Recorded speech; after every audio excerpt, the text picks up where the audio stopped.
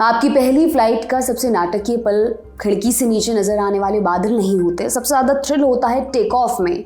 Runway की ओर नाक करके खड़े होने के बाद प्लेन एक झटके के साथ आगे बढ़ता है। आप कुछ समझें इससे पहले ही आप अपनी सीट से चिपक जाते हैं और खिड़की से पीछे छूटते नज़ारा देखकर होने वाले रफ्तार के अंदाजे पर यकीन हो पाए इससे पहले प्लेन तिरछा हो जाता है।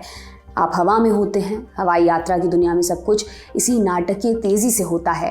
आज हम सुनाएंगे आपको कहानी एक ऐसी लड़की की जिसने अपनी पूरी जिंदगी इसी नाटकीयता से जी। महासागर पार करने वाली दुनिया की पहली महिला पायलट जो एक दिन इसी कोशिश में लापता हो गई और फिर उसका कुछ पता नहीं चल सका।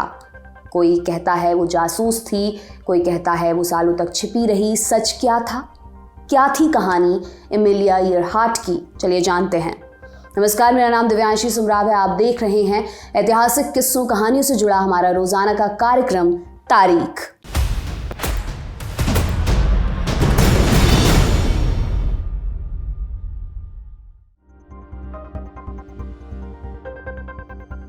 एमिलिया का पूरा नाम एमिलिया मैरी ईयरहार्ट था। ये नाम उनकी दादी और नानी का नाम मिलाकर बना था। बचपन उनका वैसा ही था जैसा हमारा आपका होता है, कुछ अलग करने की चाहत, बिना ये जाने कि करना क्या है। लेकिन एक बात थी, एमिलिया का दिल उन्हीं कामों में लगता जो मर्दों के काम समझे जाते हैं अमूमन।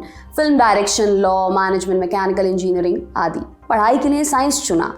अब तक इस लिस्ट में पायलट बनना नहीं था। फिर 1917 की क्रिसमस की छुट्टियों में एमिलिया अपनी बहन के पास टोरंटो गई। पहला विश्व युद्ध उस वक्त चल रहा था। मोर्चे पर जख्मी हुए फौजी लौट कर अपना इलाज करवा रहे थे।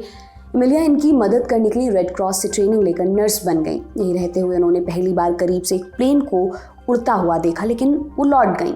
लौट कर मेडिकल स्टडीज़ की पढ़ाई करने लगी कोलंबिया यूनिवर्सिटी से। लेकिन किस्मत को मंजूर नहीं था कि एमिलिया ज़मीन पर रहें। एमिलिया के माँ बाप जो पिछले कुछ दिनों से अलग थे, साथ आए और कैलिफोर्निया में बस गए। एमिलिया ने अपनी पढ़ाई बीच में छोड़ दी और तय किया कि अब माँ बाप के साथ कुछ दिन चैन से रहेंगी। यही 28 दिसंबर 1920 को पहली बार एमिलिया $10 का एक टिकट खरीद कर 10 मिनट के लिए प्लेन में बैठी।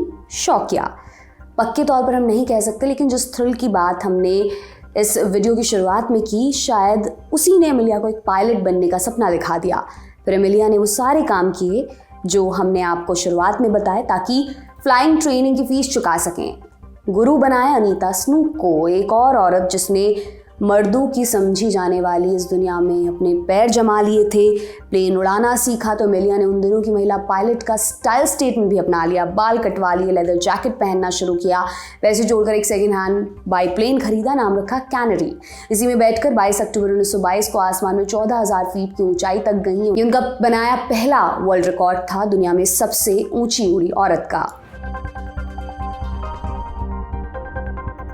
लेकिन जिंदगी ने करवट ली और एमिलिया को फ्लाइंग से दूर होना पड़ा। माता पिता का तलाक हो गया। एमिलिया की साइनस की दिक्कत बहुत ज़्यादा बढ़ गई। ऑपरेशन फेल हो गया। पैसों की कमी भी हो गई। प्लेन उन्हें बेचना पड़ा। एमिलिया अपनी माँ को लेकर बॉस्टन आ गई। पढ़ाकर एविएशन पर अखबारों में लेख लिखकर अपना वक्त काटा। एक एविएटर की अपनी छवि को मरने नहीं दिया। वो जानती थी कि उनका वक्त आएगा और एक वक्त आया। 1928 में एक फ़ोन कॉल पर उनसे पूछा गया क्या वो अटलांटिक पार करने वाली पहली औरत बनना चाहेंगी। ये एमिलिया के दिल की बात थी। वो चाहकर ऐसा नहीं कर पा रही थी क्योंकि उनके पास ज़रूरी संसाधन और ट्रेनिंग नहीं थे। तो उन्होंने पायलट विल्मर स्टूल्स के साथ उड़ान भरी। एमिलिया को प्लेन नहीं उड़ाना था, बस लॉग मेंटेन करने थे। फिर भी अटलांटिक पार करने वाली पहली महिला पायलट बनने का ऑफर बुरा नहीं था। 18 जून 1928 को एमिलिया और विल्मर पौने 21 घंटे लगातार प्लेन उड़ाकर अमेरिका से ब्रिटेन पहुंचे। वापस लौटने पर एमिलिया के दिन पलट गए। उन्हें लोगों ने पलकों पर बिठा लिया। तब के अमेरिकी राष्ट्रपति कोलेज उनसे व्हाइट हाउस में मिले। वो रातों रात स्टार बन गई। उन्होंने ढेर सारे लेक्चर्स दिए, किताबें लिखी। बैग से लेकर स्पोर्ट्स वेयर बनाने वाली कंपनी उन्होंने अपना ब्रांड एम्बेसडर बनाया। कभी खुद कपड़े सिलकर पहनने वाली एमिलिया के नाम से क्लोथिंग लाइन चलने लगी। उन्हें क्वीन ऑफ द ईयर कहा जाने लगा। इस शोहरत का इस्तेमाल एमिलिया ने फ्लाइंग में औरतों को बढ़ावा देने के लिए किया। मशहूर पायलट चार्ल्स लिंडबर्ग के साथ मिलकर एयरलाइन भी शुरू की। पैसा आया तो एमिलिया ने अपनी कसक पूरी करने की और फिर कदम बढ़ाए।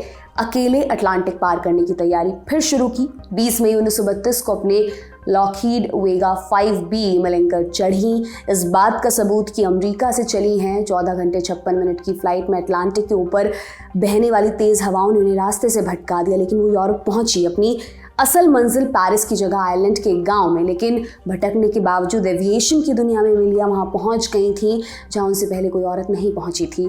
उन्हें दर्जनों इनाम मिले, एलेनोर रूजवेल्ट से उनकी दोस्ती हो गई। इसके बाद उनका स्टारडम जहां पहुंचा वो इतिहास में दर्ज है। एमिलिया ने इस प्रभाव का इस्तेमाल औरतों के हक के लिए बोलने में किया।